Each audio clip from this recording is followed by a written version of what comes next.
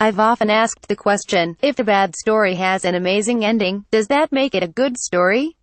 I think we've all experienced a subpar story that has this incredible ending and we start questioning why we didn't like the first half of the story in the first place. That doesn't necessarily make the story a good one. An awesome ending doesn't omit the flaws in the story structure, it just makes the story experience frustrating. Why couldn't the whole story be like this? That's kind of how I felt last night when The Walking Dead's mid-season finale finished up. Where has this been? Last night's episode, How It's Gotta Be, was everything that makes The Walking Dead excellent, but it also helps to highlight the frustration of the first half of this season. A season that has struggled with story structure and before last night, has only provided one really good episode. Yet, when the credits rolled I couldn't help but feel like the bottom had dropped out on me, looking beyond the zombies, the apocalypse, and bats wrapped in barbed wire. Don't you touch her. The Walking Dead has always been a show about family and one man's quest to keep his family safe. Everything over the last 8 seasons, from killing a BFF or creating a murder church to biting someone's throat out, has been done to either protect or preserve the family. Everything we know about Rick Grimes can be defined in the future he wants to provide Carl. That's what this is all about. That's how Rick has rationalized everything he's done thus far. And now, that's changing. I solely believe that the only reason Rick hasn't turned into a sociopath is because of Carl and Judith. When Lori died he went crazy answering ghost phones filled with the voices of characters past, but he was able to ground himself back into reality because of his surviving family members. But what happens now? Massive spoilers ahead. Carl Grimes is going to die. He has been bitten by a walker and it's only a matter of time before he turns. Everything Rick has been fighting for is about to evaporate. Somewhere along the line of fighting for someone, Rick lost track of who that person was turning into. We've seen Carl grow a great deal on this show. Starting off as the boy who wouldn't stay on the porch to the boy who had to kill his own mother. We've seen Carl go into his murder phase and more recently we've seen Carl break free of Rick's shadow, becoming his own man. A man who, despite seeing the worst this world has to offer, still believes that there is good in people.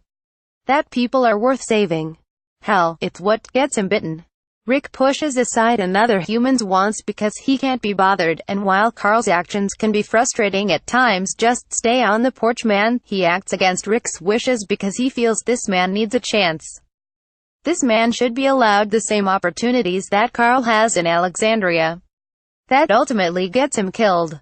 It seems fairly clear that Carl got bit in the woods while playing the Good Samaritan, which makes his impending death all the more tragic. Rick has been fighting for a better future for his son while his son was out there trying to create one, and that gets him killed. The loss of Carl couldn't come at a worse time for Rick. Negan and the Saviors are out of the sanctuary and flexing their muscle. I will say this, The Walking Dead works so much better when Negan and the Saviors are winning. The show becomes more scary and tense, and it gives us something to root for. We like seeing Rick Grimes overcome the odds, and maybe parts of this season haven't worked because Rick has been the aggressor. After last night it is clear that Negan and the Saviors are steps ahead of all the communities. One has to wonder if Rick and company actually stand a chance here. Alexandria is gone, the kingdom is evacuated, and all that remains is the hilltop. Negan, in one fell swoop, has done what Rick has been trying to do all season. He's taken control. Now, hiding in the sewers, we have to wonder what Rick is going to emerge from this. Carl has been the anchor to Rick's madness. He's been the drive. What happens when Carl eventually passes?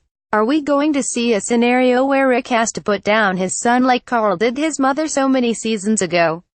Will the Rick Grimes who emerges from that be filled with rage? Will he start looking for the nearest phone, or will something new emerge? A father and a husband who has seemingly lost everything to this apocalypse, and has preached for the future, will he still embrace this idea or turn his back on it? I can't see this war ending in a truce. There's no way that Rick can approach Negan and say, "Hey, I'm sorry, let's be cool." No, that won't work. While I do think Negan will sympathize with Rick over the loss of Carl, don't forget that Negan loves the boy in his own twisted way too. It won't be enough to stop this war. More blood will have to be shed before that happens. But as Carl told his father in the flashback, not everyone has to die. This world needs to be better than that. They need to be better than that. Hopefully, that's the legacy that Carl leaves behind for his father to follow. Hopefully, Rick listens. There you have it, Geeklings. The first half of Season 8 is over and it ended with a kick to the gut. We're about to lose one of our original characters and the Saviors are fully in control. How is everyone holding up? Were you shocked to see that Carl was bitten? How do you think Rick will respond? Has Negan already won this war? Sound off in the comments below, or you can find me on Twitter at IamGeek32 if you'd like to talk more Walking Dead. It's a somber note to hang on as we wait for February to approach, but hopefully, it leads to a better second half of the season and a better Rick Grimes. Images from AMC Comments.